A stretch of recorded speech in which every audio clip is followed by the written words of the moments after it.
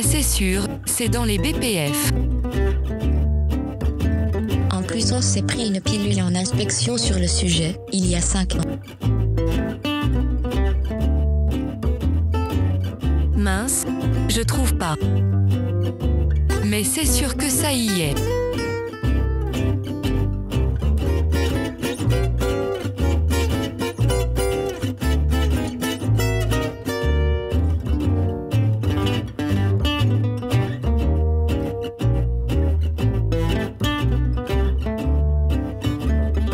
Bonjour à tous et bienvenue dans cet épisode de 24, c'est marqué dans les BPF. Alors, après une pause de quelques semaines, comme on pourrait dire, écrasée par du travail harassant, nous sommes de retour pour lire avec vous les BPF. De retour pour vous jouer un mauvais tour. J'y pensais, mais je me suis dit, est-ce que je le dis pas? Bah moi, je l'ai dit.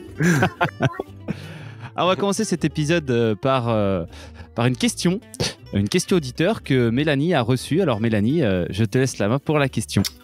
Donc j'ai une question qui va, je pense, amener à débat parce que ce n'est pas explicitement écrit dans les BPF, mais voilà la question. Est-ce qu'il y a un paragraphe qui dit qu'une personne ne peut pas être seule sur un équipement, ne peut travailler sur plusieurs équipements à la fois? La personne me dit, j'ai un des fabricants qui ne veulent pas faire tourner 2 broyeurs à billes en même temps, car pour eux, ce n'est pas BPF. Et j'aimerais bien avoir votre avis. J'ai le mien aussi, mais voilà. Mais je crois que vous en avez déjà un peu abordé le point dans l'épisode précédent. Ouais, mais voilà. De presse. Ouais, moi je pense que ça touche vachement à la contamination croisée. Donc à savoir, en plus un broyeur, ça balance de la poudre un peu partout. Après, du coup, Arnaud, il sera certainement d'accord avec moi sur la charge mentale. Ouais. Et le risque d'erreur. Ouais. Après, est-ce que c'est marqué explicitement dans le BPF? Moi, je ne crois pas. Ben en fait, moi, Non, je pense pas. c'est quand la personne m'a posé la question, je lui ai dit, mais ton équipement, est-ce que c'est un équipement manuel? Est-ce que c'est un équipement automatisé avec des alarmes et des choses comme ça? Parce qu'en fait, pour moi, tout dépend dans quel dans quelles conditions de travail tu interviens sur des équipements. Et en fait, pour moi, il faut que tu prouves que la personne, si c'est un truc automatisé avec tout automatique et qu'elle a des alarmes qui l'alertent quand il y a une dérive, bah oui, elle peut piloter plusieurs équipements en même temps. Mais c'est sûr que si elle est pas devant l'équipement, elle voit pas qu'il y a un problème, bah là, on est à risque et peut-être que c'est pas une bonne idée de travailler dans ces conditions-là. Moi, je répondrais ça à cette question comme ça. Et il y a aussi le risque de contamination croisée. Mais en tout cas, c'est pas explicitement écrit dans les BPF que tu n'as pas le droit d'intervenir sur 2 équipements en même temps. Après, non, oui, c'est vrai que si c'est le même truc qui est en train d'être broyé, si l'équipement il est entièrement automatisé, si l'espèce de gestion de l'équipement il est en dehors, à la limite peut-être. Ouais. Je sais pas, qu'est-ce que t'en penses, Arnaud? Bah en fait, il y a donc réglementairement parlant. Sans dire, effectivement, c'est pas marqué dans les BPF, mais t'as la partie risque de contamination croisée, ok, ça on l'a dit. Maintenant, la vraie question à se poser, c'est pourquoi est-ce qu'on veut faire tourner les 2 broyeurs par la même personne? Alors sûrement pour limiter les coûts de main d'œuvre directe, Ouais. très bien. Sauf que après, il faut prendre la photo dans son ensemble. Et moi, je me rappelle, il y a quelques années, j'avais fait un projet de gain d'efficacité dans un atelier de fabrication. Alors c'était pas des poudres, hein, et où on avait des opérateurs qui tournaient d'un chargeur vers des cuves de liquide à un autre chargeur, donc ils faisaient 2 lots en même temps. Et au final, tout ça pour économiser de la manœuvre directe. Sauf qu'au final, tout ça générait de la variabilité de temps de production. Donc finalement, on avait beaucoup de difficultés à planifier parce que les temps de production n'étaient pas du tout standardisés. Parce que ça générait des temps d'attente parce que tiens, je suis en train de faire ça, je peux pas intervenir sur l'autre en même temps, etc., etc. Et au final, après quelques longs calculs mathématiques sur plusieurs mois, voire même, je crois, plus d'une année de calcul, ou peut-être même 2 ans de production, on arrivait à démontrer que en ayant une personne sur une fabrication à la fois, on sortait plus de lots à l'année, en maîtrisant mieux son planning, qu'en ayant des personnes qui font 2 lots en même temps. Et si on veut faire 2 lots en même temps, c'est parce qu'on veut sortir plus de lots. Parce que tu avais beaucoup d'opérations manuelles à ce moment-là. Il y a des il y avait des OK, je charge mon truc, tac, je lance le machin, puis après je vais faire oui, bien sûr, tu as des chargements de matière, mais pas que. Et il y avait aussi des opérations qui tournaient. Je lance mon agitation pendant tant de temps avant de charger l'autre matière. Et au final, vraiment, sur une année, on arrivait à montrer que sans augmenter les effectifs, en planifiant, et on avait appelé ça le un gars, une fab. Voilà, et en fait, sur une année, tu sortais plus de lots en fin de conditionnement, parce qu'il fallait prendre toute la chaîne supply de la production, avec une meilleure, plus de facilité à planifier. Et je suis désolé, alors ça fera peut-être pas plaisir à tout le monde, mais du coup plus de facilité, donc moins de de charge de planification. Et les gens qui font de la planification, si on calcule une approche purement financière, coûte plus cher à l'entreprise que d'avoir peut-être un opérateur en plus. Il y a un autre truc à considérer aussi, c'est si jamais le mec il se plante et que du coup la matière, je sais pas ce que c'est la matière, mais si la matière le bénéfice du risque évité. 25 000 balles, tu flingues 25 000 balles de matière, bon. Et ça, on n'avait pas pu l'évaluer, mais clairement, dans le cadre de ce projet-là, le coût des erreurs, forcément, quand tu pilotes 2 trucs, et donc c'est la charge mentale dont tu parlais, Paul-Adrien, ça augmente le risque d'erreur, et donc le risque industriel de devoir jeter des lots ou de devoir retraiter ou j'en sais rien. Donc moi je pense que de vouloir absolument faire piloter 2 broyeurs par un mec en même temps, après j'ai pas tout le contexte, mais comme ça de prime abord je dirais que c'est pas forcément très pertinent. Maintenant c'est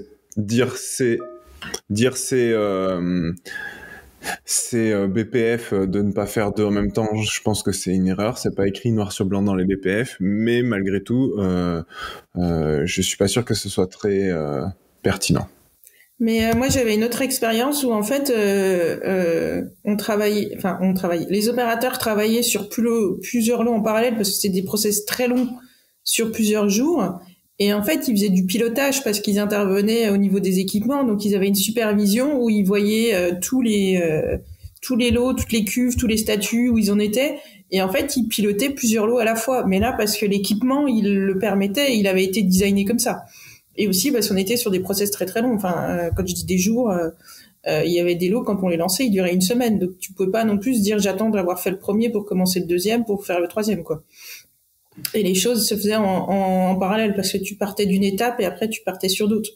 Donc c'est vrai que pour moi, c'est pas forcément écrit dans les BPF que tu peux pas travailler sur plusieurs lots en même temps, mais si tu veux faire cette organisation-là, faut que tu montres que tu as un bénéfice et que tu mets pas ton produit à risque et que tu as une organisation qui te le permet.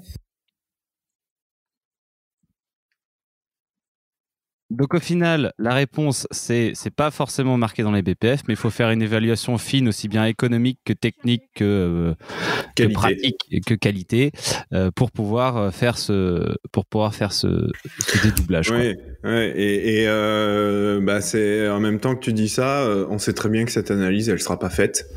Et que la décision, elle sera prise parce que c'est un biais cognitif, mais de se dire on veut réduire, on veut augmenter la performance, on va faire plus de choses avec le même nombre de personnes. Ok, mais peut-être que faire plus de choses, c'est pas faire plus de choses en même temps. Et c'est triste à dire, mais ces analyses sont pas forcément faites, quoi. Mais on va commencer à lire un petit peu les BPF. Mais c'est vrai que c'est un bon sujet à débat quand même. C'est une très bonne question en tout cas. Merci beaucoup. Si tu veux me donner son prénom à qui l'a posé, il sera peut-être content de nous entendre, d'entendre son prénom. C'est une question je vais même plus que son prénom, son petit surnom, c'est une question de Guirou. Eh ben, merci Guirou. Et vive la JE Auxerre. Rien à voir. Allez, on se lance dans la lecture. On était en 5.13. Pour info, il a posé la question parce qu'il nous écoute régulièrement et qu'il voulait avoir notre avis. Eh ben on le salue. Je suis trop content. 5.13. Les étiquettes apposées sur les récipients, le matériel et les locaux doivent être claires, sans ambiguïté et sous la présentation propre de l'établissement. Outre les indications portées sur les étiquettes, il est souvent utile d'utiliser des couleurs pour indiquer le statut du produit. Par exemple, en quarantaine, accepté, refusé, propre. C'est fort, hein. C'est fort que dans les BPF, ils mettent utile d'utiliser des couleurs. Je trouve ça très bien. Ouais. Et bah voilà, je vais avouer que je ne savais pas que ça c'était écrit noir sur blanc dans les BPF. Ouais, mais je trouve qu'il mélange deux choses là. Il te mélange les statuts des matières et le statut des locaux. Écoute Mélanie, hein, on en a déjà parlé que c'était tout mélangé, maintenant faut qu'on l'accepte. Hein. Alors oui, je suis d'accord que c'est une bonne idée pour identifier les locaux et le matériel, mais je pense que pour gérer des statuts, c'est une usine à gaz en fonction du nombre de matériel que tu as à gérer. Si à chaque fois que tu libères une matière, il faut que tu ailles la réétiqueter. Voilà, je pense que une gestion des statuts par un système informatisé, c'est quand même plus fiable que de demander à quelqu'un d'aller réétiqueter du matériel, enfin une matière en fonction de son statut. Ouais, quelqu'un qui retourne dans l'entrepôt une fois que c'est libéré, qu'on a le certificat d'analyse et qui vient poser son petit machin vert sur le truc rouge. Et à la rigueur, dans les stocks avancés, les opérateurs, ils ont peut-être pas forcément accès à tous les systèmes informatiques, etc., notamment en salle blanche.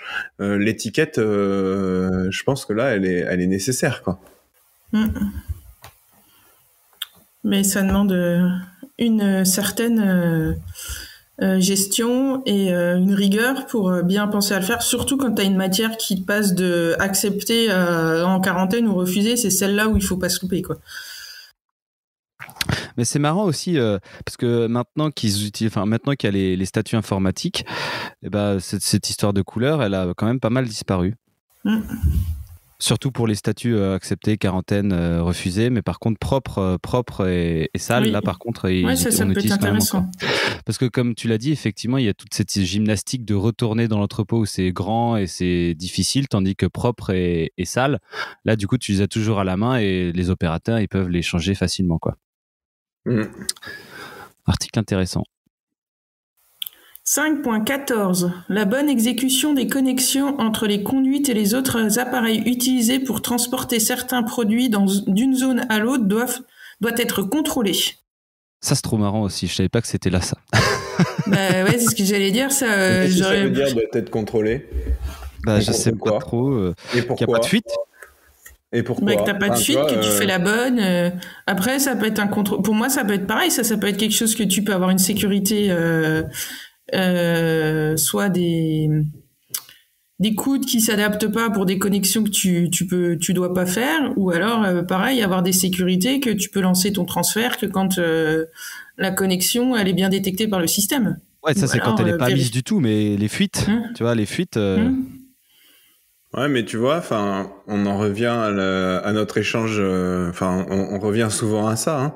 Si je pose la question de pourquoi. Moi, je prends ce 5.14, je l'applique bêtement. Je dis bon, bah, on va contrôler les conduites. Et puis, je vais juste regarder, sans chercher pourquoi est-ce que je le fais et qu'est-ce que je recherche quand je fais ce contrôle. Donc, je sais pas, je passe dans le truc, je regarde. Ok, c'est bon, c'est contrôlé, sans avoir contrôlé quoi que ce soit de vraiment concret. Et puis, bah, dire ouais, non, c'est bon, on contrôle, regardez. Donc, mais pourquoi est-ce qu'on contrôle? C'est juste la connexion. Donc, je pense que c'est pour t'assurer que tu as bien connecté ce que tu devais connecter avant de faire ton transfert. Que tu vas pas envoyer le lot A se faire remplir dans la machine du lot B si tu as des équipements. Je pense pas que ce soit dans la prévention des contaminations croisées parce qu'il est juste après le chapitre. Ouais, non, mais. Alors, ce serait pourquoi? Pour éviter de répandre ton machin par terre, quoi. Enfin, oui, aussi.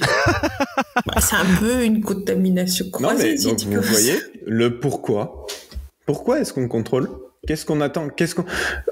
En fait, au final, je reviens à dire, et d'ailleurs, je remercie certains qui ont pu commenter sur LinkedIn, mais le problème, moi, que je vais que je vais exposer là sur les BPF, c'est qu'on vient nous donner précisément des modes de fonctionnement sans nous expliquer le pourquoi. Alors que moi, ce que j'aurais préféré, c'est qu'on me dise pourquoi est-ce qu'on fait les choses et qu'après, chacun soit un peu libre de définir son mode de fonctionnement tant que ça répond à ce pourquoi.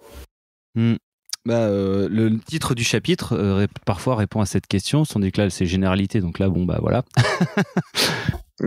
Non, mais oui. Là, si quelqu'un a une idée là-dessus, bon, ça sera intéressant d'avoir des commentaires pour voir. 5.15. Tout écart par rapport aux instructions ou aux procédures doit être évité dans la mesure du possible. En cas d'écart, celui-ci doit éventuellement faire l'objet d'une dérogation écrite par une personne compétente. Le département du contrôle de la qualité doit être impliqué si nécessaire. Est-ce que à qui t'as demandé quand t'avais un problème? Est-ce que t'as improvisé? Est-ce que t'as pris une décision que t'aurais pas dû prendre? Bah, tu peux aussi avoir des procédures. Je suis désolé, mais pourquoi est-ce que dans ce paragraphe-là, on dit le département du contrôle de la qualité doit être impliqué si nécessaire?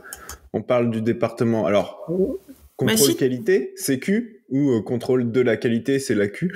Enfin. Non, mais tu sais bien que. Il y a cette petite phrase-là. Le département du contrôle de la qualité. Tu sais bien que contrôle de la qualité et assurance qualité, ils mélangent.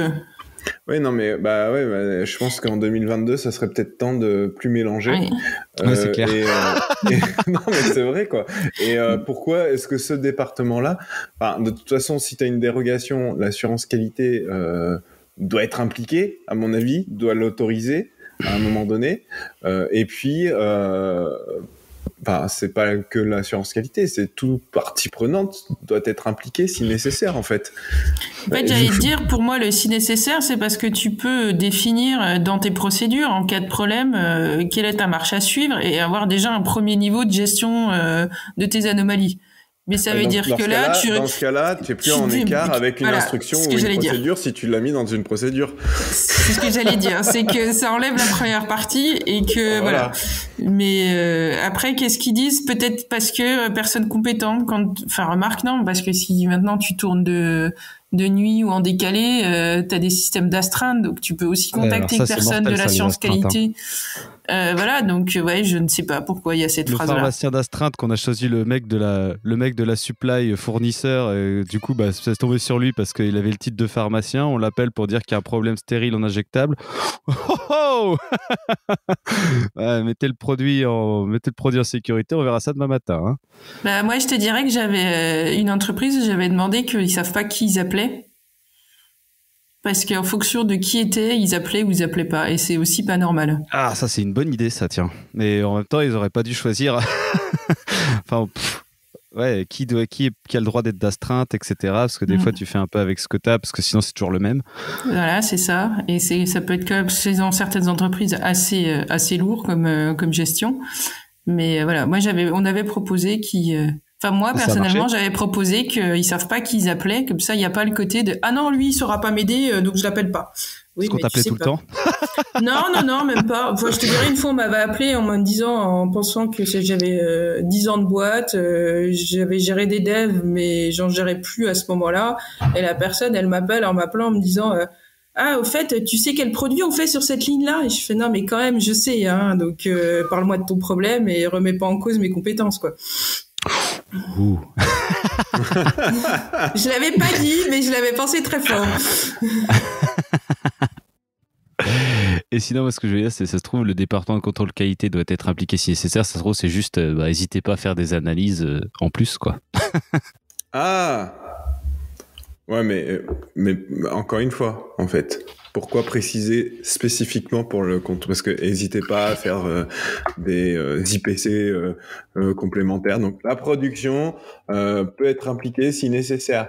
N'hésitez pas à faire une analyse de risque. Donc les services, méthodes et qualité, enfin tu vois. Pourquoi franchement, bref. 5.16. L'accès aux zones de fabrication doit être limité au personnel autorisé. C'est... Moi, je dis faites attention à l'interconnexion en votre zone parce que des fois, tu peux penser sécuriser un accès, mais des fois, tu as des accès par la logistique ou des choses comme ça. Et faut bien faire attention et bien préciser à la personne jusqu'où elle a le droit d'aller. C'est assez utile pour pas qu'il y ait des gens qui viennent... penser faire quelque chose et changer l'ordre de trucs ou modifier des choses qui sont pas censées être modifiées. Ça c'est quand même relativement utile comme truc, quoi. Après, comment c'est géré avec les petites cartes, avec ouais. C'est pareil, ça aussi, c'est un gros truc, hein. Les accès personnel avec la HSE, voilà, les accès, tu peux dire tout nouvel arrivant, il a de ça comme accès, et puis il suffit que tu te trompes dans le paramétrage ou que tu lui assignes le mauvais périmètre. C'est vite fait, ouais. Voilà, je pense qu'on va s'arrêter là donc on s'arrête pile poil à prévention avant le chapitre de prévention des contaminations croisées pendant la production. Là, ça va un chapitre qui va nous prendre un sous-chapitre qui va nous prendre pas mal de temps, je pense.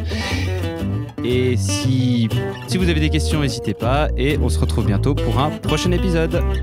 À bientôt tout le monde. À bientôt.